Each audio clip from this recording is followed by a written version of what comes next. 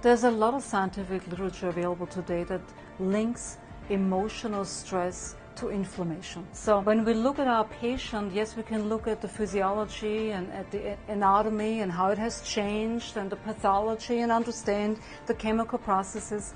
But I think it would behoove us if we would look at the patient in a more comprehensive picture. Don't only zone in, but zoom out.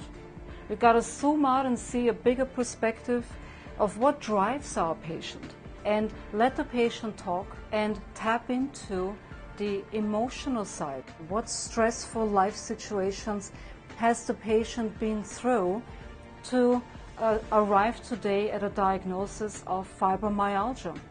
It is my firm belief that it is the emotions, unresolved emotional trauma and shock, that cause the physiology to change. Energy medicine is nothing new. It has been around for thousands of years, and in different cultures. You have Ayurvedic medicine, you have traditional Chinese medicine, and you look at homeopathy that Hahnemann invented in Germany over 150 years ago. That's homeopathic remedies that are a form of energy again. But energy medicine is something that every physician and scientist in a clinical environment uses today on a daily basis. They may not call it energy medicine, but can you imagine a hospital today without an EKG, EEG, an ultrasound, or an MRI device? Well, that's all measuring the energy, the electrical output of the brain, of the heart, or with an MRI and taking a picture of an obstruction and using pulsating electromagnetic fields. Acupuncture, if you take that for example, is a form of energy medicine and has been around for thousands of years. And acupuncture uses a grid, the grid of the meridians, and the meridians are energy pathways.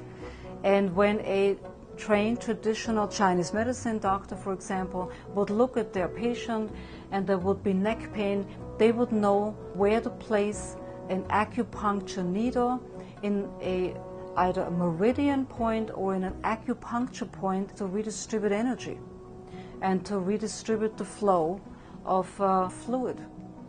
Now, when we take of a more modern approach, which is the Ondamed system, Ondamed takes the body off the grid. We do not need meridians and acupuncture points to stimulate the body to relieve tension, to relieve inflammation, and to relieve pain. And what Ondamed does is we are sending vector-driven focused fields, pulsating fields, into the patient's body while feeling the patient's radial pulse, so stimulating the system, and then we are receiving the feedback.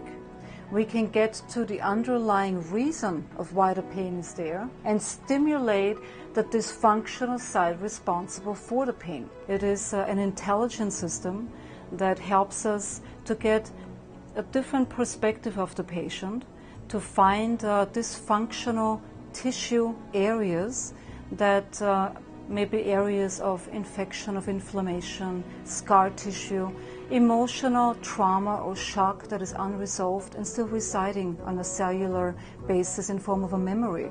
It all boils down to an area in the body that is inflamed, that while we know the white blood cell count is up, we don't know where the inflammation is sitting, and the Ondamed reveals that information with the help of the patient. Ondamed can be the centerpiece of a medical practice, or it can be an adjunct. We're stimulating immune functions, we're stimulating lymphatic flow, we're helping the body to detoxify, is essential for nutrients and bioidentical hormones and pharmaceuticals, etc., to actually get to the cell and be assimilated in the way that we wish. So we can accelerate the healing process of a patient when adding Ondamed to existing treatment modalities.